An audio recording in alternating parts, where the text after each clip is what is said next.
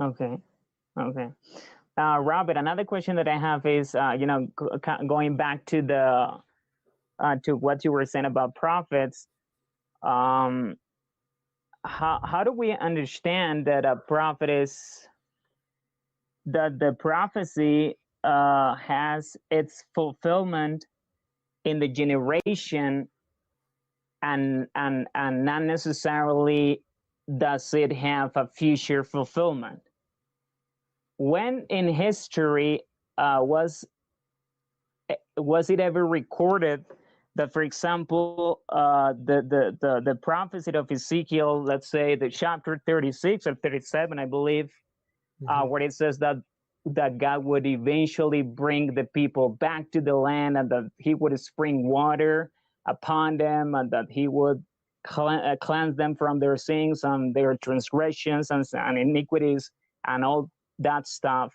When in history was that ever record to have happened? I don't see that. It appears in the book of Ezra and Nehemiah.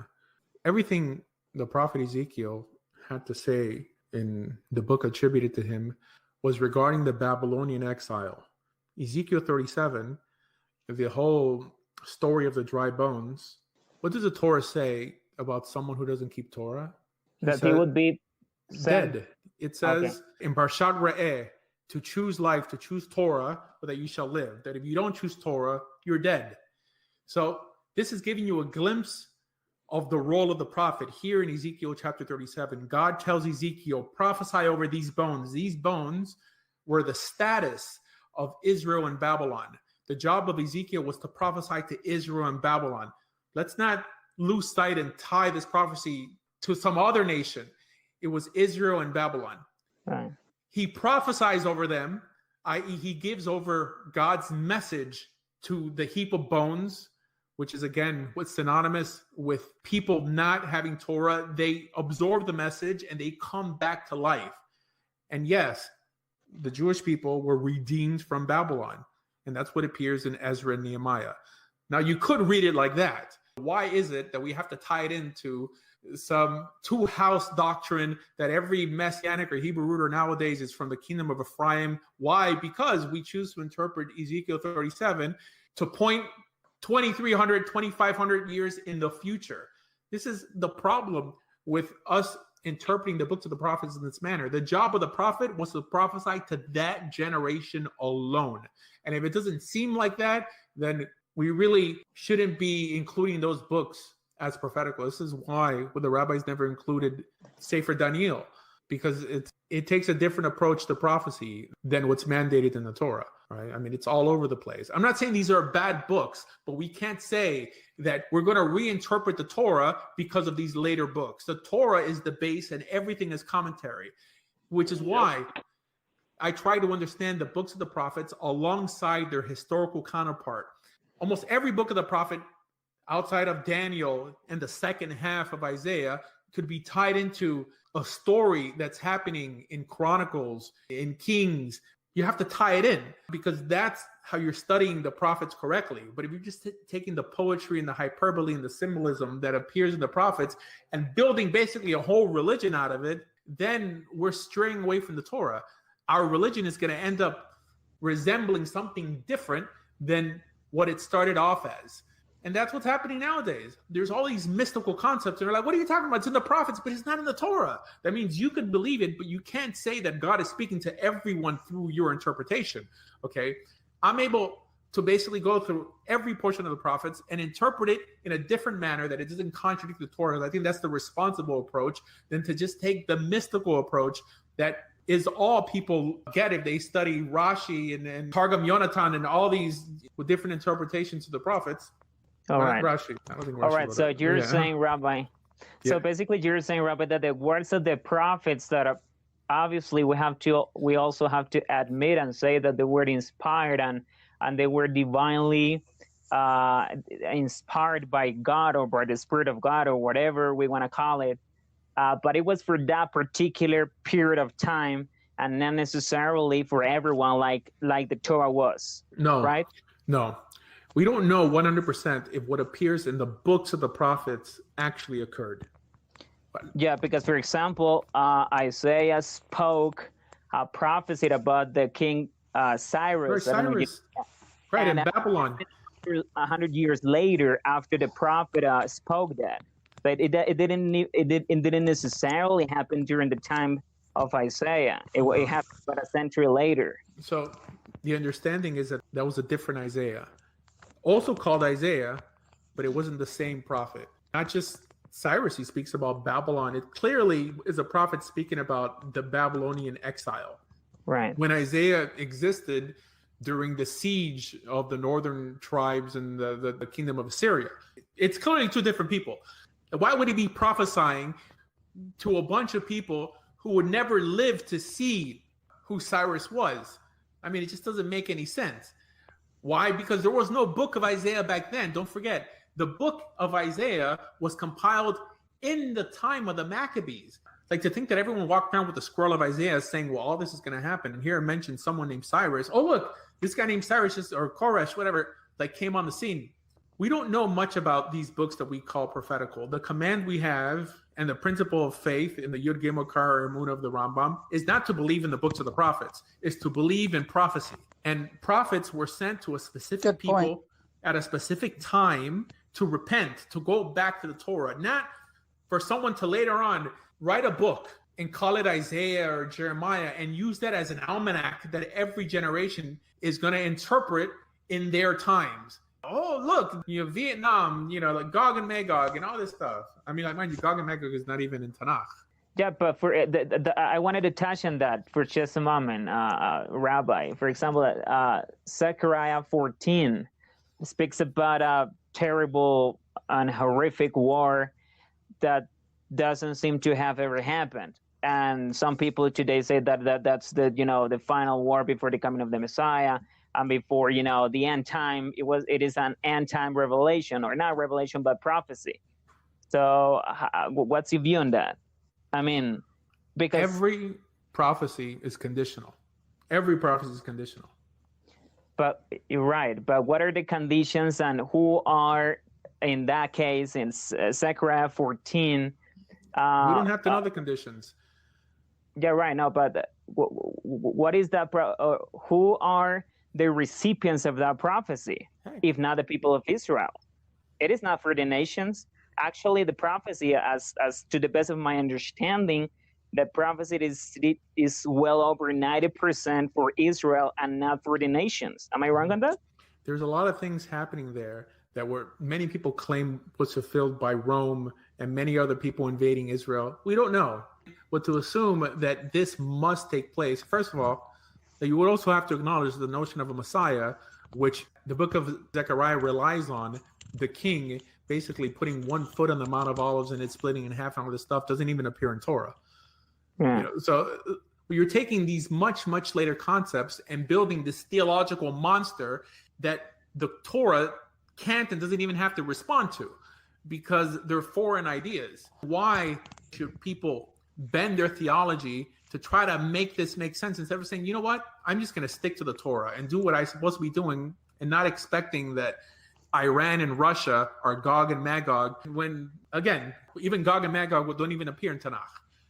What do you mean Tanakh? So Zechariah is not part of Tanakh? But Zechariah doesn't mention Gog and Magog. Okay. All right. The verse that's used is in Ezekiel. No. The Gog and Magog is Zechariah 14. It is Zechariah 14. I believe it is. Right there. What, Gog and Magog? Yes. Zechariah 14. Yeah, it is. All right. So, Robert, I want to ask you something else. Wait, hold on. It is Zechariah 14. It is not in Ezekiel. Okay, hold on. I'm going to look it up. Want to look it up? Sure. Yeah, I just want to be sure. Where does it say Gog and Magog in Zechariah 14? Hold on just a second. I'm looking it up as well. So Gog, the notion of Gog is in Ezekiel 38 and 39. But it says Gog from the land of Magog. It's not two different nations. Ezekiel what? Ezekiel 38, chapter 38, and chapter 39. Also, I have a whole video on it. You just type in Gog and Magog and just type in my last name. I have a whole video on this. Yeah, right, I'm not new to this. No. But I was referring to the Jerusalem and the nations, the prophecy about Jerusalem and the nations, and that this is something that is supposed to happen in the future, and this is something that was never, or Because it's never recorded. every prophecy is conditional, whether it's a curse or it's a promise. Everything's conditional. But of course, we can't respond to everything that's supposed to happen in the text of the books of the prophets, because one, that we don't know enough about these books to alter our theology, but to assume that there's going to be now some Messiah coming in the clouds, saving us. I think that we've really deviated from Torah big time, because the Torah doesn't justify the notion of the Messiah. Now, according to the Rambam writes in Sefer HaMitzvot, in his Book of Commandments, the law and Torah we have to believe in the Messiah, which leads me to believe that I do believe in the Messiah, like the Rambam believed in the Messiah. And that's Deuteronomy chapter 18. And that's the commandment to establish a king when we want one. That's it. And even the Rambam paskins like Shmuel in the Talmud, Shmuel in Amara says that nothing is going to change in the Messianic age, with the exception that Israel is going to have peace. Because that's what a Messianic age means. It means anytime Israel is living back in their land in a redemptive state. That means that they did tshuva and God brought them back. And that's it. That doesn't mean that we can't screw it up again and get kicked out again. I think the Rambam agrees more. Like, I don't agree with everything the Rambam says anyways, by the way. But in Hilchos Malachim...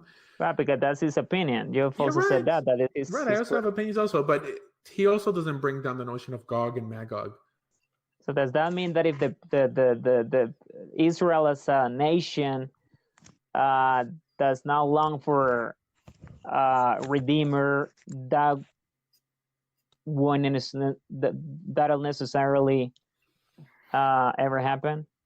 Not even in the future? Eventually, sometime? To wait for a Redeemer is not the same thing as to wait for redemption. Does the Torah ever mention the notion of a redeemer? It does, right? No. When it speaks about slaves and things like that. Oh. That if your brother has been enslaved, that you are supposed to redeem him. I mean, you're supposed to pay for him what he owes in order to bring him back home, right?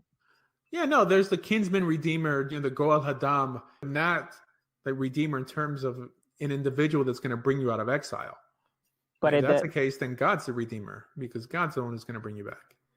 Yeah, but can we not apply that in more global terms and not just? This isn't our first exile. That's the thing. That we have to ask how God acted and reacted in our previous exile, which is the Babylonian exile.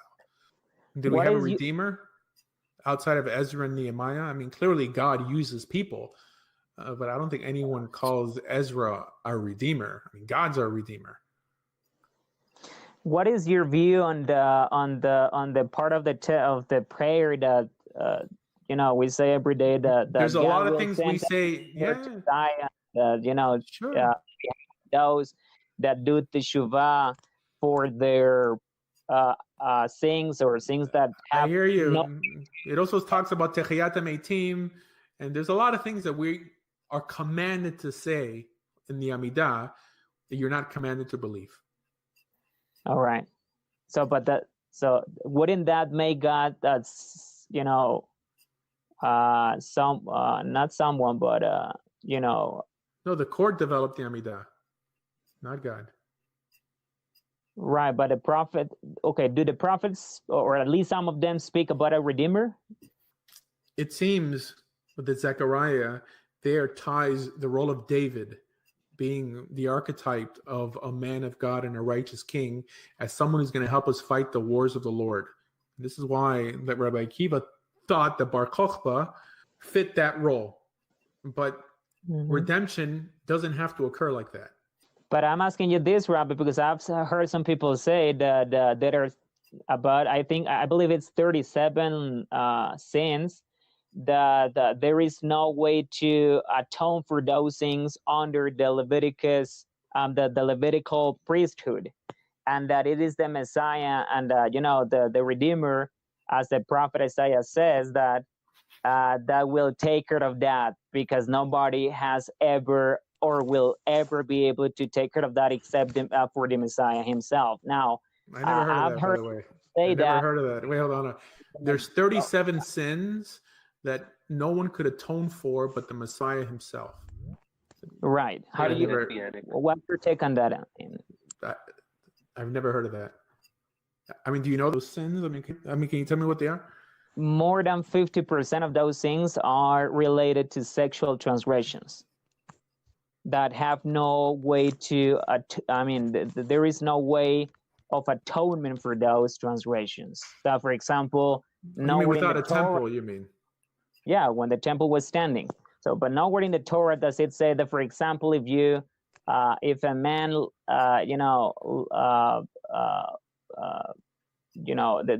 if a man goes with another man and makes a sexual transgression, that they will be able to bring a sacrifice to atone for that sin, but they have to be put to death. That's what the Torah says.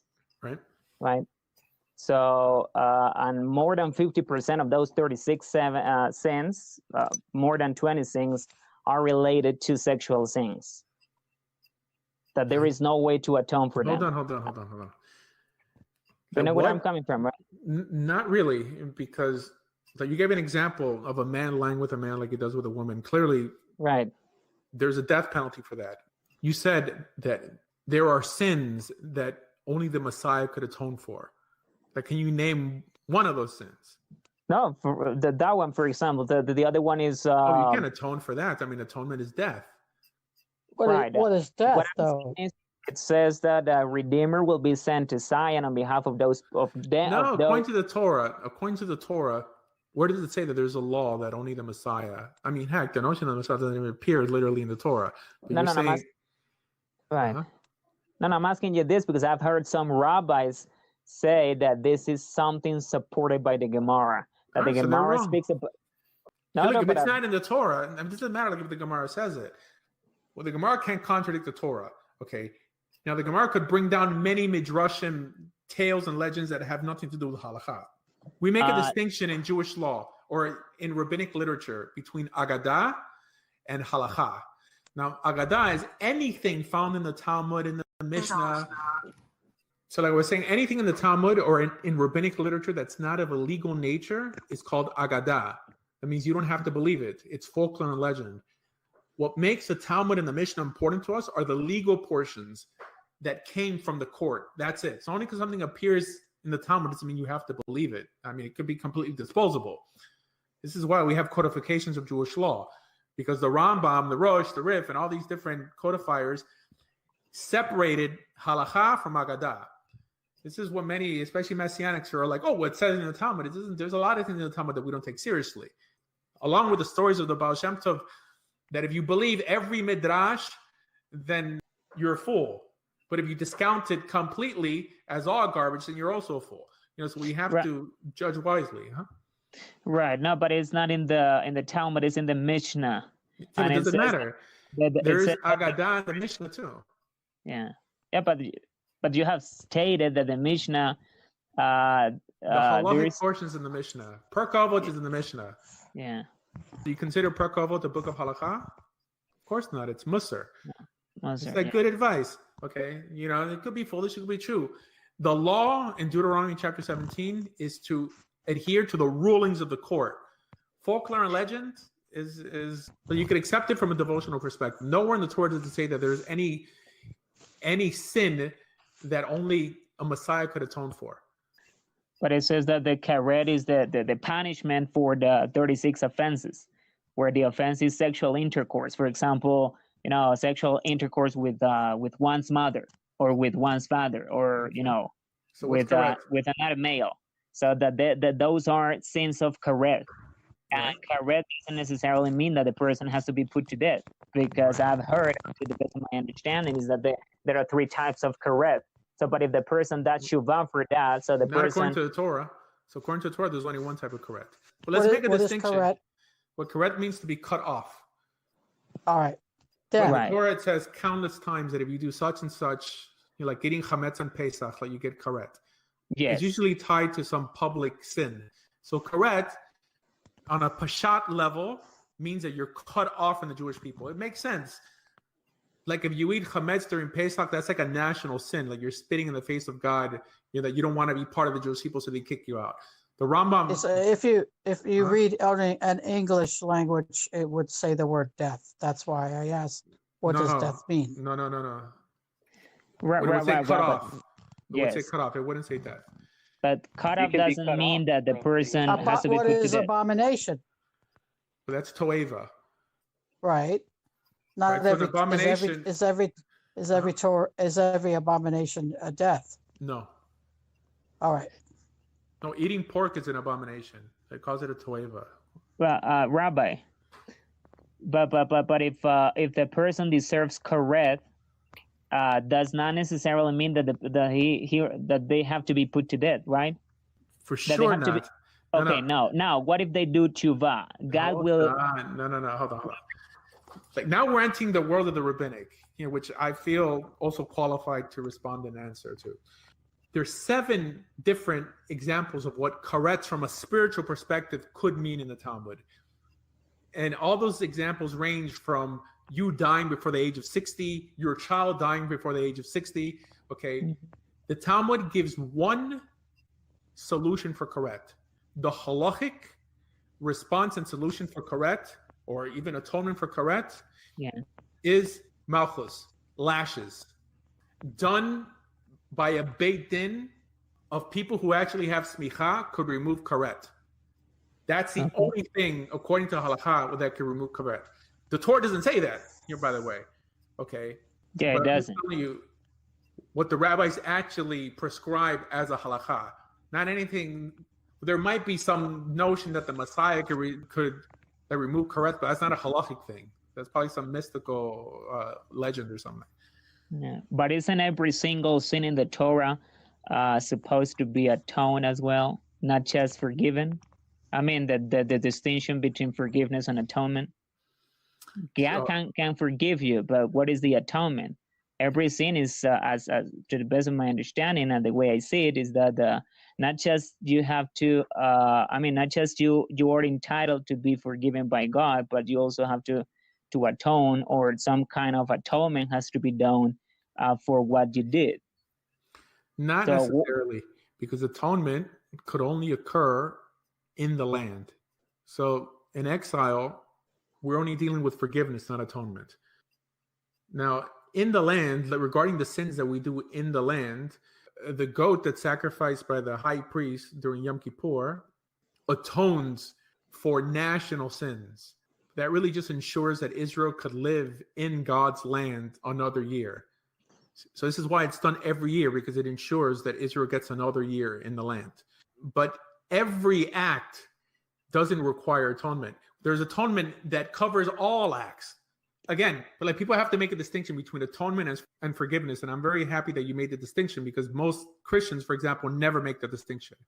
They think atonement is forgiveness. They're two different things. Now, you can have atonement unless you have forgiveness, but you could have forgiveness without having atonement. Right. So God brings you back to the land without atonement. The atonement occurs when you enter the land. So it seems that getting right with God ultimately doesn't have to do much with atonement, but forgiveness. Once you're forgiven, you're already on the way to being atoned. Define atonement, please. So atonement, kapara, means like a covering. I don't think anyone has a definitive answer of what it really means. But you could interpret it as a resetting. It means to cover. Yeah, it's but I don't think anyone has a 100% answer of what atonement really means. I mean, like slicha, we know that God forgives. Okay, atonement is more forgiveness on a spiritual level. That's between God and us, but only God knows what that really ensures. But forgiveness is what we can really activate and have a part in achieving. Right, but you're saying, Rabbi, that if I'm forgiven by God, then I can take it almost for granted that I am already that the sins or the transgressions that I committed have already been atoned for. Now, wouldn't that contradict what the Torah itself says about atonement? That atonement and forgiveness doesn't necessarily go together. It doesn't say that. You would only have a problem if you're bringing in the notion of heaven and hell in this. If you're tying in heaven and hell in Tanakh, which it doesn't even appear there, then you need to be able to define what atonement really accomplishes. Because the proponents of heaven and hell believe that you can't enter heaven and are destined to hell if you don't get atoned for. But the Torah doesn't say that, because the Torah doesn't mention heaven or hell. So because the Torah doesn't mention heaven or hell, we're not preoccupied with getting atonement or what atonement actually gets you. Our job is to repent. Right. It's God's job to atone for us. That whether he does it or not, we can atone if we're not in the land in a redemptive state with a temple and a high priest. That's for God to deal with. This is why the notion that appears in Deuteronomy chapter 29, verse 29 of the secret things belonging to God and only the revealed things belonging to us rings so true in this moment, because I don't care about that notion of atonement. I care about being redeemed, which depends on forgiveness. And that's it. I'm sorry to cut you off. Can you try to take a guess about how you think God would deal with that? I'm not preoccupied with the notion of heaven and hell, so it's not important to me. No, I mean the atonement. So why is atonement so important for you? Because you feel that if you don't have it, that you can't enter heaven, correct? No. I'm just asking you because I'm curious to know. But It must be. If you want me to be honest, you have to be honest too. All right. No, I'm asking you because I want to know. A lot of people saying a lot of things out there and saying that if you don't have atonement, even if you're forgiven by God, that's not complete at all. Right. Because we're talking about an afterlife. Oh, right. But so atonement means nothing to us on earth. Okay. It's only relevant in some spiritual heavenly sphere that the Torah doesn't even mention. So this is why I teach that it's not a mitzvah to get to heaven. Now, I believe in heaven and I believe in hell, but I don't think the Torah requires me to believe in it. I think for God to be just, he has to reward the righteous and punish the wicked. And if it doesn't happen in this world, it must happen. Divine justice must occur in some heavenly sphere. But I'm not going to tie in biblical notions that are not interpreted in the Torah and build a religion on the notion like atonement. Okay, the Torah doesn't say what atonement ultimately acquires us. You understand? Right. Yeah. Okay, so that means, Robert, that although the Torah doesn't mention the notion of hell or even of heaven, does it mean that it necessarily doesn't exist just because the Torah doesn't mention that? I never said it doesn't exist. I even said I believe in it. Okay.